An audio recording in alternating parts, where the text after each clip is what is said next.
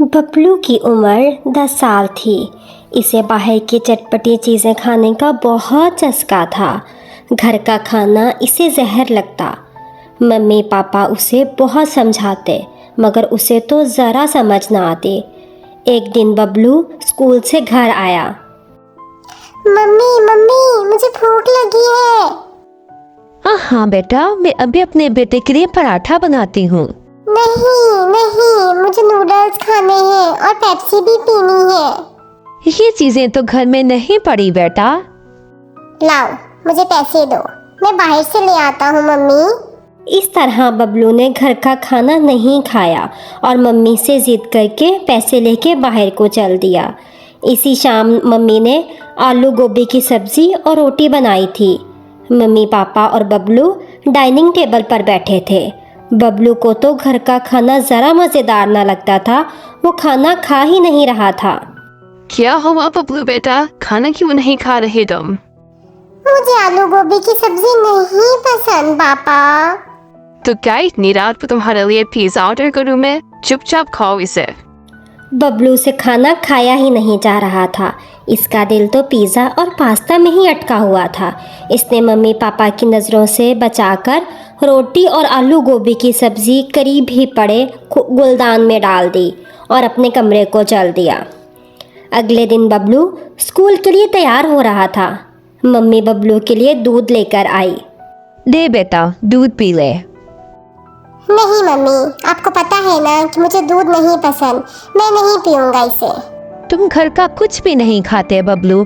आज मैं तुम्हारे पापा को तुम्हारी शिकायत लगाऊंगी। शिकायत के डर से बबलू ने दूध का गिलास तो पकड़ लिया, मगर नज़र बचाकर दूध को खिड़की से बाहर फेंक दिया। बबलू के स्कूल जाने के बाद मम्मी घर की सफाई कर रही थी। बदबू महसूस होने पर जब मम्मी ने फूलदान को देखा तो रात की आलू गोभी और रोटी अंदर पड़ी हुई थी। मम्मी सारी बात समझ गई। पापा भी ये सब देख रहे थे। तुम्हारे लाडले बेटे ने सुबह भी सारा दूध बाहर फेंक दिया था। देखो रिस्की की इतने बेहुरमती। इतने बच्चे दूध के लिए तरस रहे हैं और तुम्हारा बेटा, इससे मिलता है सब और इसे कदर ही नहीं है। मैं क्या करूं बबलू के पापा, मेरी कहाँ सुनता है वो।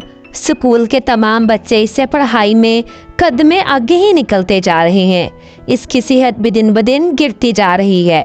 मुझे तो बहुत फिक्र है बबलू की। अरे जब खाएगा नहीं तो सेहत क्या हाथ बनेंगे इसकी? बाहर के टस्के लगवा लो इससे बस। ए जी, आप कुछ करें ना। मैं क्या करूँ तुम्हारे बेटे का? हाँ, शायद इसके स्कूल की मैडम हमारी कोई मदद करे। अगले दिन बबलू के मम्मी पापा बबलू के स्कूल पहुंच गए और मैडम को सारा किस्सा सुना दिया। मसला तो बड़ा है। ठीक से खाना ना खाने की वजह से बबलू पढ़ाई में भी अच्छा नहीं जा रहा और खेल कूद में भी वो दूसरे बच्चों से बहुत पीछे है। तो फिर आप भी कुछ कीजिए ना मैडम। बबलू को समझाना पड़ेगा कि बाहर की ये चीजें इंसानी जिस्म को कितना नुकसान पहुंचाती है। मेरे पास एक तरकीब है, सुने, ध्यान से सुने मेरी बात। मम्मी पापा मैडम की बात ध्यान से सुनते हैं। अगले दिन बबलू की सालगिरह की पार्टी थी। स्कूल की मैडम और तमाम टीचर्स भी बबलू की सालगिरह की पार्टी में गए। इस दिन तो बबलू की मौजें थीं। खाने में इसकी मनपसंद चीज़ें थीं, pizza, pastry, burger, Pepsi, ice cream. इसने जी भरकर अपनी पसंद की चीज़ें खाईं। पार्टी ख़त्म हुई, सब ने बबलू को तोहफे दिए। स्कूल की मैडम ने बबलू को एक पौधा दिया। ये लो बबलू बेटा, तुम्हारी सालगिरह का तोहफा। ये पौधा बहुत यूनिक है। ये जिसके पास होता है इससे किसी चीज की कमी नहीं होती। बस तुम इसका ख्याल रखना।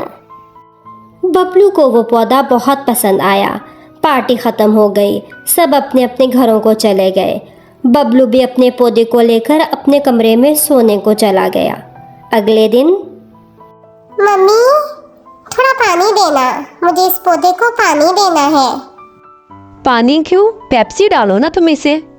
पेप्सी क्यों मम्मी? तू भी तो दिन रात वही पीता है ना बेटा। हो सकता है पेप्सी पीकर ये पौधा जल्दी से बड़ा हो जाए। मम्मी आप भला कैसी बातें करती हो? कोई पौधे भी पेप्सी पीता है भला? क्यों? जब तुम पेप्सी पी सकते हो तो तुम्हारा पौधा क्यों नहीं? बबलू अक्ल का तो पूरा ही था। बाहर के खाने खा खा कर उसका दिमाग भी कम ही काम करता था। उसने अब अपने पौधे में पानी के जगह पेप्सी डालना शुरू कर दी। बबलू की तो ये रूटीन ही बन गई। वो पानी के बजाय पौधे को पेप्सी डालता। धीरे धीरे पौधा खुश्क होने लगा। बबलू को समझ नहीं आ रही थी कि ये क्या हो रहा है। एक दिन पापा, मैं तो पौधे को रोज पानी के बजाय पेप्सी डालता हूँ, फिर भी पौधा बड़ा होने के बजाय सूखता ही जा रहा है। हाँ, लगता है इसमें खाद डालना पड़ेगी। खाद? खाद कहाँ से मिलेगी पापा? अरे तुम जो पिज्जा और पेस्ट्री खाते हो वही तो खाद है। इनको थोड़ा सा चूरा बनाकर इस पौधे के अंदर डाल दो। पापा, क्या ये पौधे के लिए अच्छा होगा? जब तुम्हारे लिए अच्छा है तो तुम्हारे पौधे के लिए क्यों नहीं बेटा? पापा की बात मानते हुए बबलू ने पौधे में चिप्स और नूडल्स का चूरा डाल दिया। अब तो पौधे में अजीब किस्म की स्मेल हो गई और पौधा तो बिल्कुल ही मुरझा गया। इसे समझ नहीं आ रही थी कि वो क्या करे।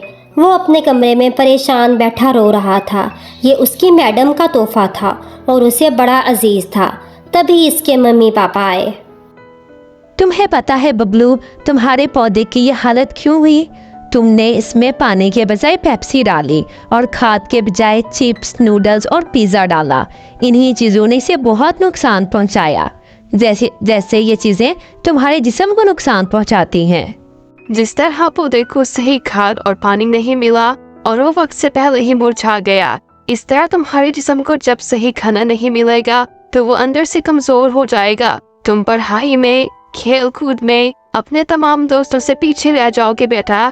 ये पिज्जा, पेस्ट्री, बर्गर खाने में तो अच्छे लगते हैं, मगर ये तुम्हारे जिस्म को अंदर से कमजोर करते जा रहे हैं। बीमारियों ने अभी से तुम्हें घेर लिया है। जैसे तुम्हारे दांत आइसक्रीम खाने के वजह से इनमें कीड़ा लग गया है और ये कमजोर हो गए हैं। तुमने अगर ये सब ना छोड़ा तो जल्द से ही तुम्हारे तमाम दांत गिर जाएंगे। फिर तुम ये पिज्जा और आइसक्रीम कैसे खाओगे बेटा? मैं समझ गया पापा। अब इसे मैं अच्छा और घर का खाना ही खाऊंगा और पौधे को भी पानी और खाद ही डालूंगा। आज से बाहर का खाना बंद पापा।